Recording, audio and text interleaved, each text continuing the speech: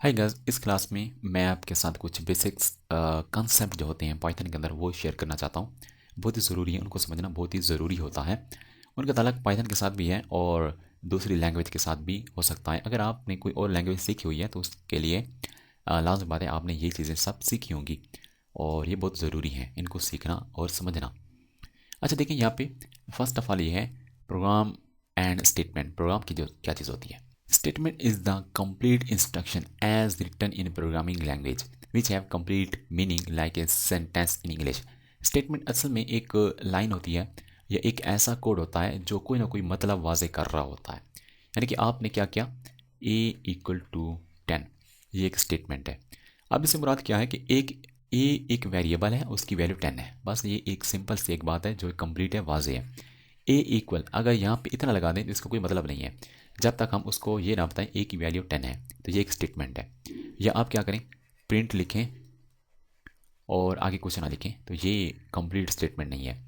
आगे आपने लिखना पड़ेगा, यानी कि कुछ अपना कोड लिखें या कुछ आप यहाँ पे लिखें और इसको ख़त्म कर दें। तो ये आपके पास एक स्टेटमेंट है, यानी कंप्लीट एक बात, मुकम्मल एक बात। जिस तरह इंग्लिश में सेंटेंस की एक डिफिनेशन है, यानी कि कुछ अरेंजमेंट, कुछ वर्ड्स की अरेंजमेंट जो एक वाज़े मतलब बयान कर रहा होता है, यानी कि एक क्लियर आप कोई चीज़ बता रहा होता है, वो हमारे पास एक सेंटेंस होता है। और इस तरीके से जो स्टेटमेंट होती है प्रोग्रामिंग के अंदर, वो भी एक लाइन ऑफ कोड होता है या एक कोड होता है जो एक मतलब वाजे कर रहा होता है, कंप्लीट मीनिंग दे रहा होता है। प्रोग्राम क्या होता है, program is a set of instruction. यानी कि अगर एक स्टेटमेंट है, दूसरी है, तीसरी है, यानी कि एक ग्रुप हो जाता है, एक स्टेटमेंट का ग्रुप हो जाता है, उसको हम प्रोग्राम कहते हैं। Is a set of instruction that provided to computer what to do and how to do.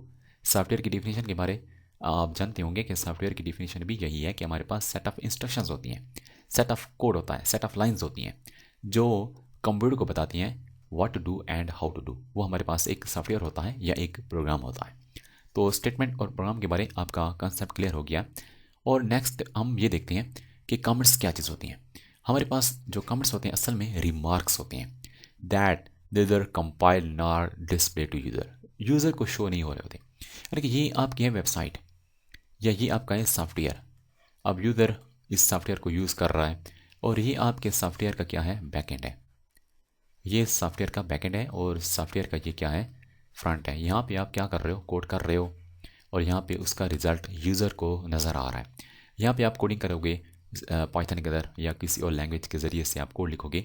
और यहाँ पे अगर आपने यहाँ पे अगर कमेंट्स दे दिए हैं, यानी कि कोई बड़ी तहरीर लिख दी है, कोई अपने कोड को एक्सप्लेन कर दिया है कि ये कोड मैंने लिखा है, ये कोड ऐसे काम करता है, ये कोड ऐसे है, ये कोड इसलिए बनाया गया है, इसमें ये फंक्शनैलिटी पाई जाती है, यानी कि अपने कोड को एक्सप्लेन कर रहे होंगे। तो वो जो एक्सप्लेनेशन होगी कोड की या जो रिमार्क्स होंगे वो यहाँ पे नज़र नहीं आ रहे होंगे, फ्रंट में शो नहीं हो रहे होंगे। वो सिर्फ डेवलपर अपने लिए लिखता है। या फॉर एग्जांपल एक बहुत बड़ा आपने कोड लिखा और 2 3 4 साल बाद आप उसी कोड को ओपन करना चाहते हो तो आपको भूल जाएगा ये कोड मैंने क्यों लिखा था। अगर साथ में आपने कमेंट्स लिख दिए होते कि ये कोड मैंने इसलिए लिखा, इसका काम ये है, इसका मकसद ये है, अगर आप 2 3 साल बाद भी अपने कोड को देखें तो आपको समझ आ जाएगी कि ये मैंने कोड क्यों लिखा था, क्योंकि आपने एक्सप्लेनेशन भी साथ में लिखी होगी। तो वो जो एक्सप्लेनेशन होती है वो कोड के अंदर लिखी जाती है, कोड के साथ लिखी जाती है, लेकिन वो ऐसे कमेंट्स होते हैं, ऐसी लाइन्स होती हैं जिनको कंपाइलर कंपाइल नहीं करता, उनको इग्नोर करता है। अब हमारे पास 2 टाइप्स होती हैं, एक सिंगल लाइन कमेंट्स होती हैं।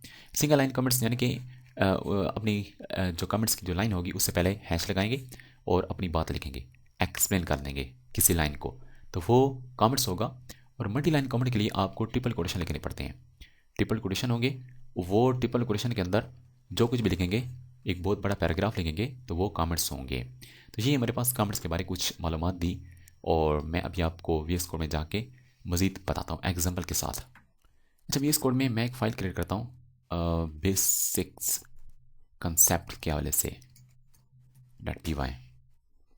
फर्स्ट ऑफ ऑल मैं यहाँ पर लिखता हूँ प्रिंट। ये हमारे पास एक स्टेटमेंट है, ये एक स्टेटमेंट है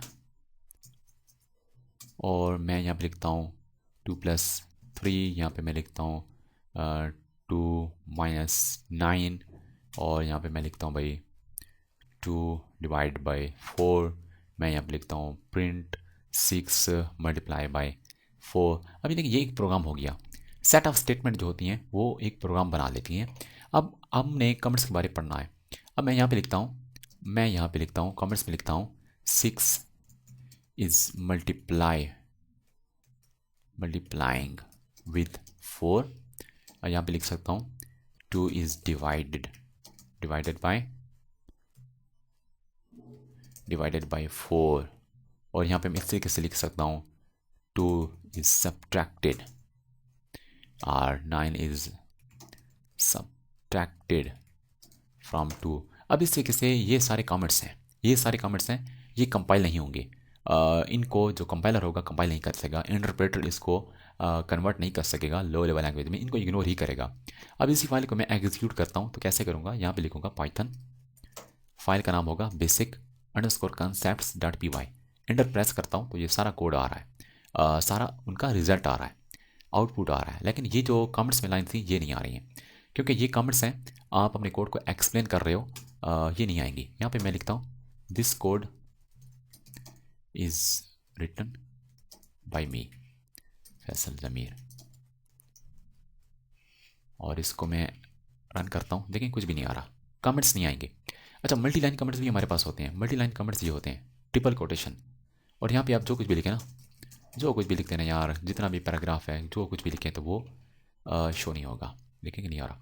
अच्छा, एक और तरीकाकार भी होता है, यानी कि इस सारे को कमेंट्स करना चाहते हो, सिलेक्ट करके आप इस सारे को कमेंट्स करना चाहते हो, यानी कि सारे का सारा कोड आपका कमेंट्स में चला जाएगा, वो इग्नोर हो जाएगा। कैसे करेंगे सारे कोड को कमेंट्स में कैसे कन्वर्ट करेंगे, आप कंट्रोल वाला बटन को प्रेस कर करके, और दूसरा ये जो शिफ्ट के साथ वाला बटन है स्लैश वाला, इसको प्रेस करें तो ये सारा जो आपके पास कोड होगा वो कमेंट्स में चला जाएगा। समझें कि ये सारे जो लाइंस हैं कोड में लिखी गई थी, अब ये कमेंट्स में चेंज हो गई हैं। अब ये यानी कि कंपाइल नहीं हो सकेंगे, कोई आउटपुट आपको नहीं मिलेगा, नो आउटपुट। दोबारा इसको असली हालत में लाने के लिए दोबारा कंट्रोल प्रेस करें, वही स्लैश वाले बटन को प्रेस करें तो ये दोबारा असली हालत में आ जाएंगी। ये था हमारे पास कमेंट्स के बारे में। मजीद मैं VS कोड में जाता हूँ और वो देखता हूँ और क्या कुछ है आपके लिए। अच्छा, दूसरा टॉपिक ये है टर्मिनेशन के हवाले से। टर्मिनेटर हमेशा स्टेटमेंट के एंड पे लगाई जाती है, जिस तरह आपने पढ़ा होगा C++ में पढ़ा होगा, आप यहाँ पे लिखते थे सी आउट लिखते थे, और उस सी आउट लिखने के बाद आप यहाँ पे आखिर पे सेमीकोलन लगा देते थे, यानी कि कुछ कोड होता था आखिर पे सेमीकोलन, int a = 20 और आखिर पे सेमीकोलन। ये C++ का कोड है, और इस तरीके से दूसरी प्रोग्रामिंग लैंग्वेज में भी हैं जहाँ पे आपको आखिर पे सेमीकोलन लिखना पड़ता है। लेकिन पाइथन में इस चीज़ से आपकी जान छूट गई है, ये बड़ी ख़राब चीज़ थी यार। ये अगर आप इसको मिस कर देते ना C++ में तो फ़ौरन आपको एक एरर देता, रेड लाइन शो करता। लेकिन पाइथन में इससे आपकी जान छूट गई है, ये बिल्कुल ना लगाएं, रिकमेंड भी नहीं किया जाता कि आप इसको लगाएं, बिल्कुल छोड़ दो इसको। Terminator use to complete a statement, यानी कि ये टर्मिनेशन जो होती है या टर्मिनेटर जो होता है ये बताता है कि स्टेटमेंट एंड हो चुकी है। Usually semicolon used as statement terminator, but in Python don't need to put semicolon at the end of the statement, but need to put when multiple statement at a single line. For example, a = 10, b = 20। अब देखें दो statement है ना, Python में अगर आप ऐसा करेंगे तो एरर मिलेगा। इसके लिए आपको सेपरेट करने के लिए एक स्टेटमेंट को दूसरी स्टेटमेंट से फिर आपको सेमीकोलन लगाना पड़ेगा, क्योंकि आप एक ही लाइन पे मल्टीपल स्टेटमेंट लिखना चाहते हो। तो ये टर्मिनेशन जो है ये बहुत ज़रूरी है। अच्छा, इसके अलावा दूसरी चीज़ हमारे पास होती है इंडेंटेशन।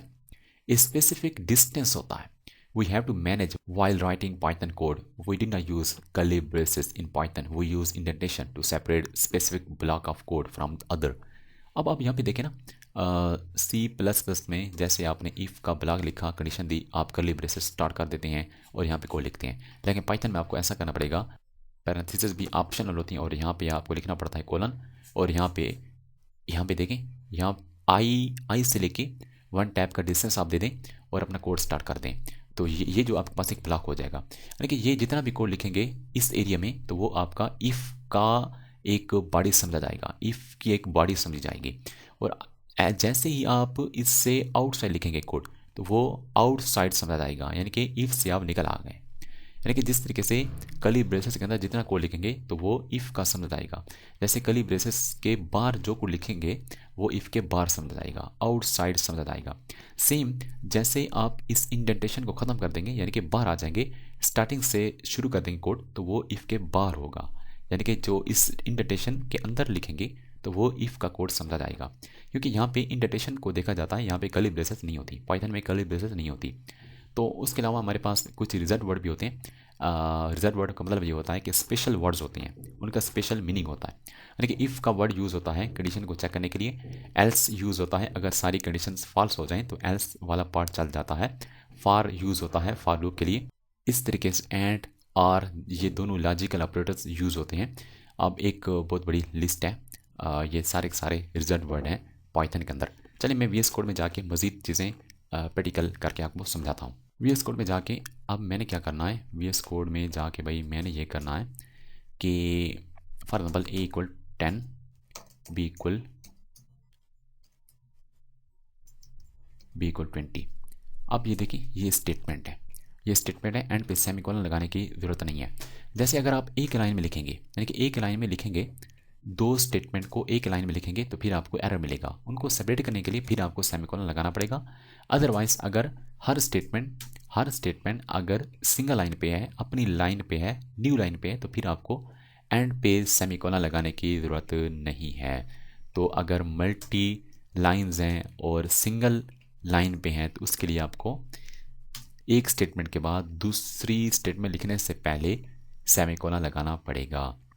अच्छा, दूसरी इंडेंटेशन हमारे पास एक चीज़ है, अभी आपको बताया, यानी कि आपने यहाँ पे लिखा इफ़ और यहाँ पे आपने लिख दिया फॉर एग्जांपल, यहाँ पे मैं करता हूँ इसको अनकमेंट सिर्फ समझाने के लिए, ए की वैल्यू अगर ग्रेटर देन 10 है, ग्रेटर देन 5 है, तो यहाँ पे आप कोना लगा दें और यहाँ पे आपका कोड आ जाएगा। कुछ भी लिख दो, कुछ भी लिख दो। अब ये जितना भी कोड मैं लिख रहा हूँ ना यहाँ पे, ये सारे का सारा कोड कहाँ पे आ रहा है, ये सारे का सारा कोड आ रहा है आपके पास इफ़ के अंदर आ रहा है, यानी कि इफ़ की ये बॉडी है। जैसे आप यहाँ से स्टार्ट करेंगे कोड, जैसे आप यहाँ से स्टार्ट करेंगे कोड, ये हो जाएगा आउटसाइड द इफ़ ब्लॉक, ये आउटसाइड हो जाएगा, इफ़ के आउटसाइड हो जाएगा। यानी कि यहाँ पे इंडेंटेशन का ख़ास क्या रखा जाता है, देखिए ये स्पेसिफिक डिस्टेंस है, स्पेसिफिक डिस्टेंस है, तो ये आपने लाजमी मेंटेन रखना है। तो मज़ीद हम इफ़ एल्स में पढ़ेंगे इंडेंटेशन के बारे में, वहाँ पे आपको अच्छे तरीके से समझ आ जाएगी। तो इंडेंटेशन का मतलब ये होता है कि एक प्रॉपर डिस्टेंस। अब भी अगर यहाँ पे आप थोड़ा सा फासला दे देना, आपको यहाँ पे देखें एरर देगा कि ये इंडेंटेशन एरर दे रहा है, अनएक्सपेक्टेड इंडेंटेड। लेकिन देखें एक ही आपकी स्टेटमेंट है ना, रिलेटेड स्टेटमेंट है, तो उसके लिए आपको एक की डिस्टेंस से चलना पड़ेगा। तो ये था कुछ पाइथन की बेसिक्स के बारे में। नेक्स्ट चलते हैं और वहाँ पे एक एक्सरसाइज है, उसको हम सॉल्व करते हैं।